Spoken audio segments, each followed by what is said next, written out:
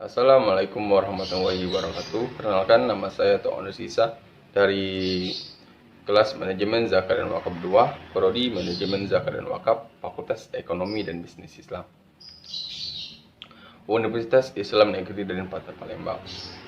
Di sini saya pada mata kuliah Manajemen Strategi ingin menyelesaikan tugas UAS saya. Tugas UAS di sini memerintahkan kami untuk melakukan analisis SWOT dan melihat dampak positif dan negatif suatu perusahaan terhadap COVID-19. Oke. Di sini saya mendapatkan perusahaan di bidang investasi. Perusahaan ini ialah yang akan saya analisis ini adalah perusahaan PT Sinarmas Murtiarta Tbk. Sebelum kita menganalisis dan melihat profil singkat dari PT ini, lebih baiknya kita melepaskan basmalah terlebih dahulu. Bismillahirrahmanirrahim. Lanjut, oke.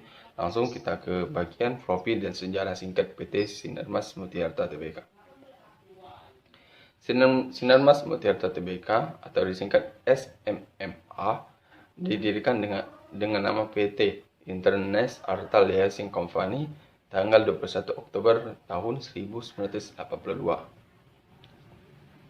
Kemudian pada tanggal 1 Mei 1989 terjadinya perubahan nama dari PT ini dari PT Internas Arta Liaising Company menjadi PT Internal Arta Finance Company. PT ini memulai kegiatan usaha secara komersial sejak tahun 1983. Alamat PT ini terletak di Jakarta, lebih tepatnya Plaza B2, lantai 11, ruang 702, Jalan MH Tamrin, nomor 51, Jakarta. Sektor BI ini terletak ialah sektor investasi, investment company, dan finance. PT Sinarmas Murtiarta Tbk cabang keuangan Sinarmas Group adalah salah satu penyedia jasa keuangan terkemuka di Indonesia. PT ini menyediakan layanan keuangan yang terintegrasi dan komprehensif yang meliputi perbankan, asuransi, pasar modal, manajemen aset, administrasi saham, keamanan, dan teknologi informasi. Visi PT ini memiliki visi dan misi. Antara lain visinya adalah penglihatan untuk membawa PT ini ke dalam layanan keuangan terpadu satu pintu. Oke. Yang misinya terdapat ada 6 butir. Satu, untuk melaksanakan prinsip-prinsip bisnis yang membawa kepercayaan, iklan, saling menguntungkan. Yang kedua, untuk memberikan layanan terbaik kepada klien, konsumen, pelanggan atau konsumen, dan investor. Yang ketiga, meningkatkan kemampuan sumber daya manusia yang berkualitas. Yang keempat, menyediakan SDM yang berkualitas untuk anak perusahaan.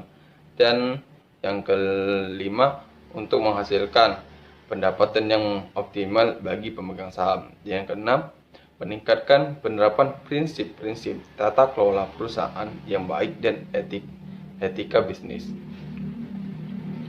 Oke, sedikit profil dan sejarah singkat dari PT Sinarmas Tbk ini.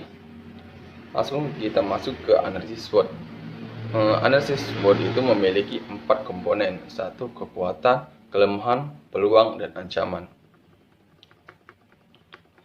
Oke, kita akan membahas satu persatu. Dan saya mohon maaf sebelumnya saya mohon maaf jika ada kekurangan informasi, kesalahan informasi, dan pengucapan yang salah dalam analisis ini.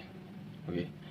Kekuatan yang pertama, dikenal banyak oleh masyarakat Indonesia. Yang kita tahu bahwa PT Sinarmas Mutiarta Tbk ini sudah tersebar di berbagai wilayah di Indonesia, dan juga ada dan terletak berbagai iklan di media sosial.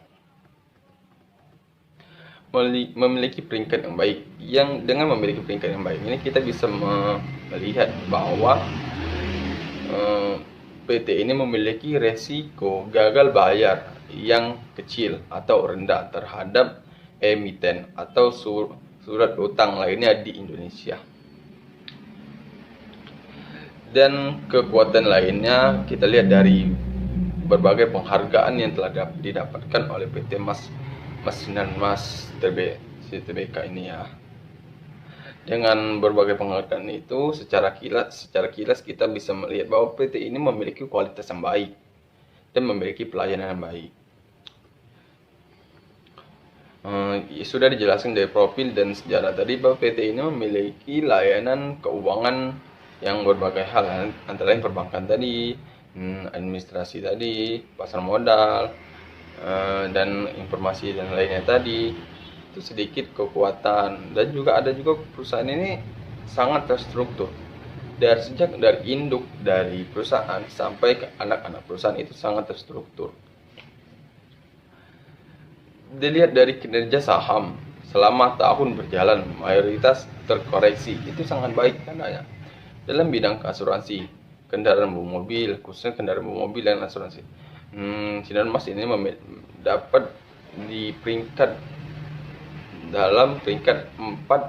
masuk dalam peringkat 4 perusahaan asuransi terbaik. Oke. Itulah sedikit kekuatan dari PT Sinarmas Mutiarta Tbk. Kita masuk ke kelemahan. Saya sedikit mendapatkan kelemahan dari PT ini. Jadi mohon maaf jika masih ada kekurangan informasi ya. Kelemahannya salah satu yang mengalami penurunan dalam berbagai sektor yang disebabkan oleh COVID-19. Kita tahu bahwa COVID-19 ini sangat berdampak terhadap perusahaan-perusahaan investasi dan juga termasuk perusahaan Sinarmas Mutiarta Tbk ini berdampak mengalami penurunan dalam bidang berbagai sektor, apalagi penurunan saham dan lainnya. Langsung saja kita ke bagian peluang.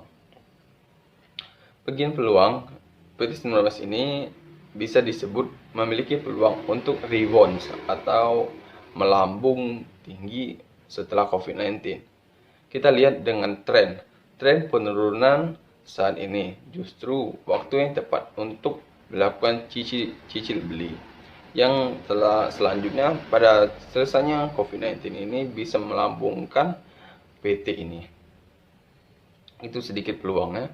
Dan ancaman ini terdapatnya penurunan harga saham berbagai sektor usaha. Itu juga ancaman untuk perusahaan ini. Usaha turut terpengaruh terhadap daya tahan konglomerasi terhadap kondisi pandemi. Dan juga ancaman lain adalah ancaman dari PT lain yang bekerja dan di bidang sektor yang sama dengan PT itu termasuk ancaman.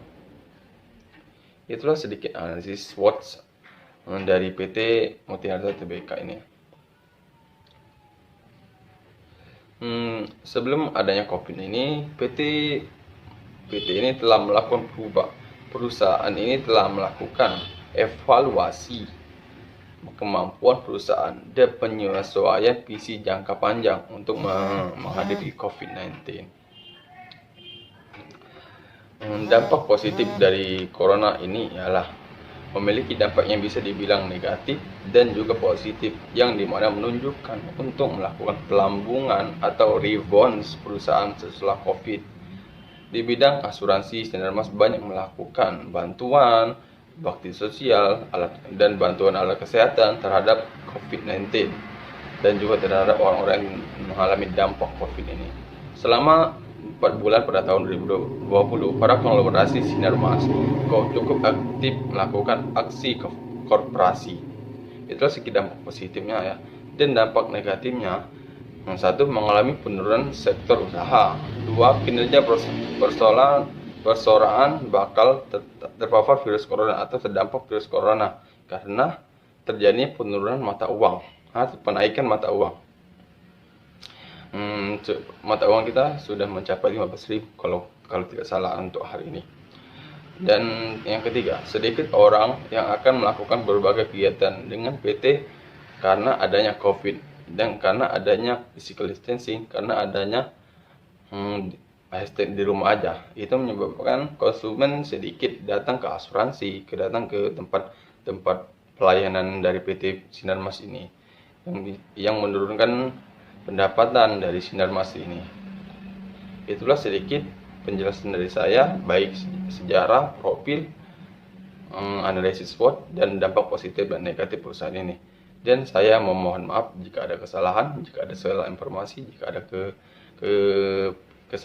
kesalahpahaman atas pendengaran kalian atau atas pemahaman kalian. Dan kita akhiri dengan melafazkan lafaz hamdalah, alhamdulillahirabbil alamin. Wassalamualaikum warahmatullahi wabarakatuh. Oke, jumpa.